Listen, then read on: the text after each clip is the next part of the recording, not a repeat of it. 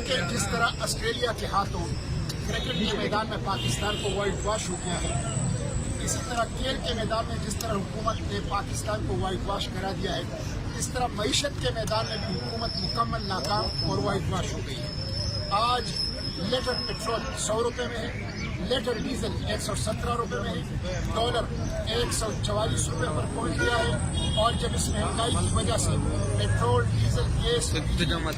میں اضافہ ہوتا ہے، چائے چینی آٹا گھی اور گوشت اور مرغی اور انڈے کی قیمتوں میں اضافہ ہوتا ہے تو عوام کا بلڈ پریشر بڑھتا ہے۔ اور آج خبر ہے کہ بلڈ پریشر کی جو ٹیبلٹس ہے، دوائی ہے، وہ 180 روپے سے اٹھا کر 480 روپے پر پہنچا دیا گیا ہے۔ حج کو 2,80,000 سے پہنچا کے 4,60,000 پہ پہنچا دیا گیا ہے۔ تو میں سمجھتا ہوں کہ یہ ہمگیر مہنگائی کا عذاب ہے، ہمگیر سونامی ہے مہنگائی کا، جو موجودہ حکمرانوں کی وجہ سے پاکستان پر مسلط ہے۔ قوم پریشان ہے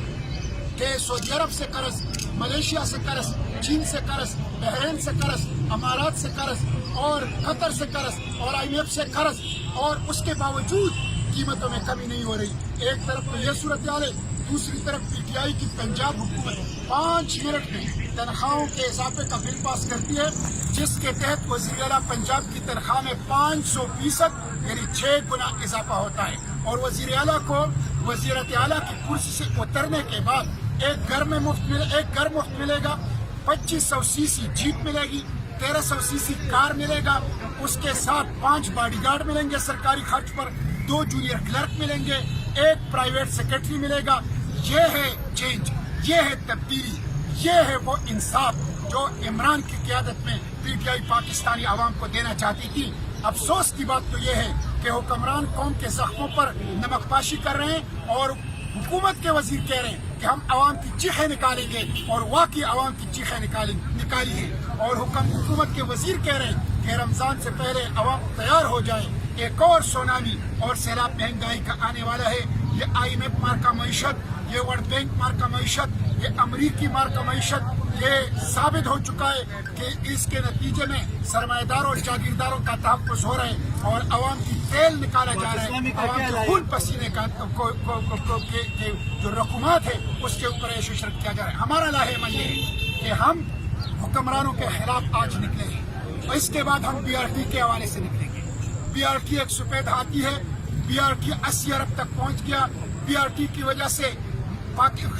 پشاور کے اندر امراض بڑھ گئی، BRT کی وجہ سے سفر کی تکلیفات ہیں، BRT کی وجہ سے فلائٹ آف کیپٹل ہو گیا، کاروبار اور روزگار یہاں سے چلا گیا۔ یہ حکومت کرپشن ختم کرنے میں بھی ناکام ہو چکی ہے، بلکہ الٹا کابینہ کے اندر بڑے بڑے چور بیٹھے ہیں، اور یہ حکومت مہنگائی ختم کرنے کیا مہنگائی کا ایک نیا عذاب اور سونامی قوم پر مسلط کر چکے۔ تو ہم آج نکلے ہیں، یہ علامتی طور پر نکلے ہیں، ہنگامی طور پر نکلے ہیں۔ انشاءاللہ یہ احتجاج کا سلسلہ شروع ہو گیا، اور یہ حکمرانوں کے احتساب اور ان کے گریبانوں میں ہاتھ ڈالنے تک اپنے اس احتجاج کو جاری رکھیں۔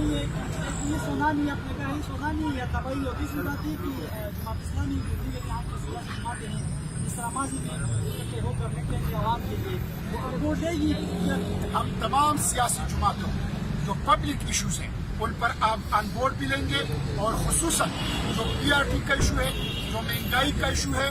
اور اس کے ساتھ جو 18ویں ترمیم ہے، یہ 3 ایشو کے اوپر، اور فاٹا کی جو حقوق ہے، اس پر تمام سیاسی جماعتوں کو، تمام پولیٹیکل اسپیکٹرم کو آن بورڈ بھی کریں گے، کنسنسس بھی پیدا کریں گے، اور مل کر اس ناکام اور جعلی مینڈیٹ والی حکومت کو گھیریں گے انشاءاللہ۔